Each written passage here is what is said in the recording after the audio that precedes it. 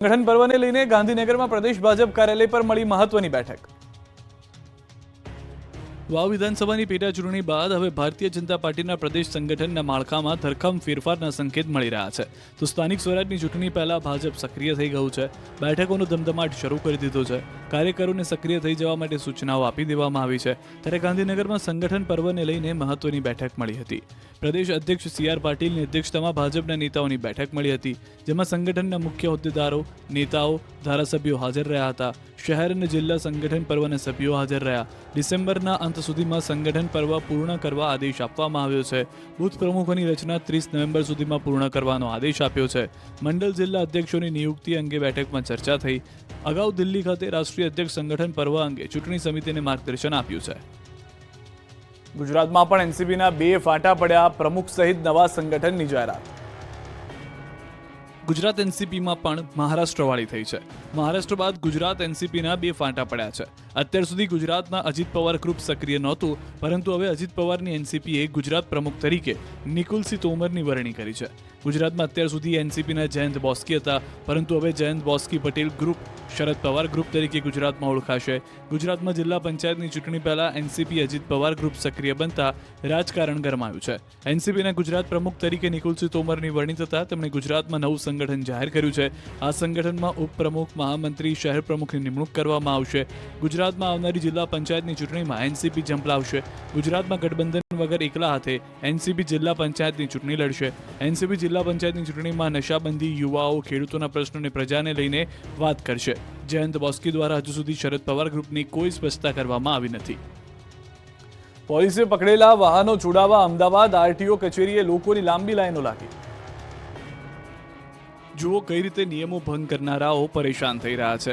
નિયમો તોડવાની સજા જોઈ લો। લાંબી કતારના દ્રશ્યો છે અમદાવાદની આરટીઓ કચેરીના। આ એ લોકો છે જેમણે નિયમોની એસી કે તેસી કરીને વાહનો ચલાવ્યા।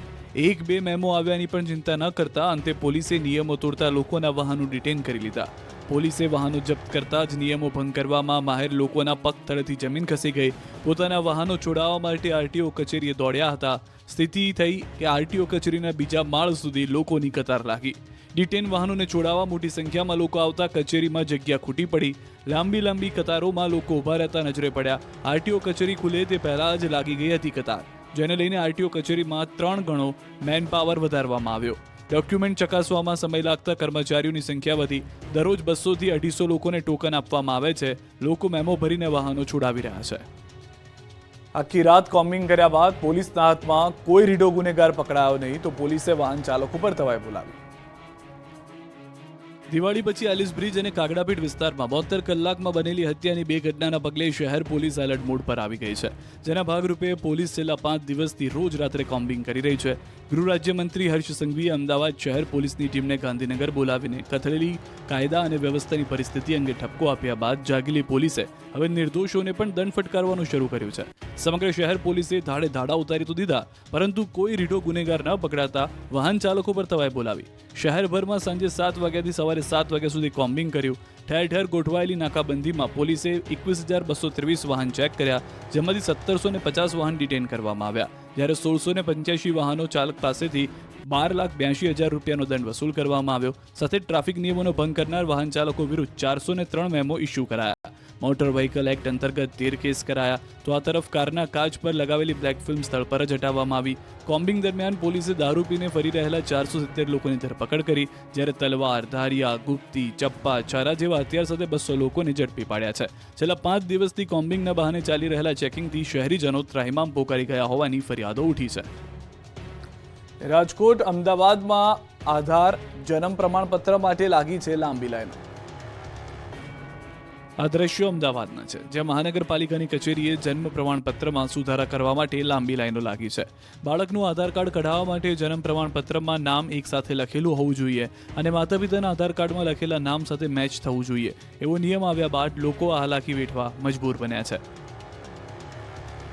આ તરફ રાજકોટના આધાર કેન્દ્રો બહાર લોકો કતારમાં લાગ્યા। મહાનગરપાલિકાના સેન્ટ્રલ ઝોન કચેરી ખાતે આધાર કેન્દ્ર બહાર 500 જેટલા લોકો લાઇનમાં ઉભેલા જોવા મળ્યા। ત્યારે ન્યૂઝ 18એ આ અરજદારોની વ્યથા સાંભળી। અરજદારો વહેલી સવારના 9 વાગ્યાથી જ લાઇનમાં ઊભા છે। લગભગ 3 કલાકથી પણ વધુ સમય સુધી લોકો લાઇનમાં ઊભા રહ્યા બાદ પણ વારો ન આવતા હોવાનું અરજદારોએ જણાવ્યું। કેટલાક અરજદારો તો 3 દિવસથી ધક્કા ખાવા છતાં કેવાયસી ન થયાનું જણાવ્યું.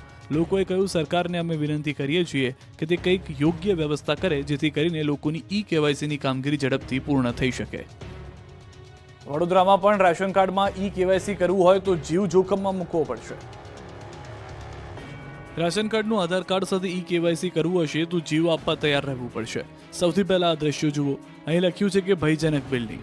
આ ઇમારતમાં પ્રવેશ કરવાની પણ મનાઈ છે, કારણ કે ઇમારત જર્જરિત છે, પડી જાય એમ છે એવી તંત્રને પણ ખબર છે. જો કે એ જ તંત્ર ગમે ત્યારે પડી જાય એવી ઇમારતમાં રાશન કાર્ડનું આધાર કાર્ડ સાથે કેવાયસીનું કામ કરી રહ્યું છે અને લોકોને આ જ ઇમારતમાં બોલાવાઈ રહ્યા છે. દ્રશ્યો વડોદરાના છે, જ્યાં જૂની જિલ્લા કલેક્ટર કચેરીની જર્જરિત ઇમારતમાં કામગીરી માટે અરજદારો જીવનું જોખમ ખેડવા મજબૂર છે. બીજી તરફ અરજદારોનો આક્ષેપ છે કે સવારે 4 વાગ્યાથી લાઇનમાં ઊભા રહેવા છતાં વારો નથી આવતો.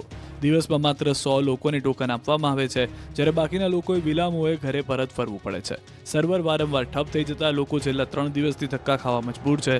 તો બીજી તરફ જૂની જિલ્લા કલેક્ટર કચેરી જર્જરિત હોવાથી અહીં બિલ્ડિંગોમાં પ્રવેશ પર પ્રતિબંધ છે.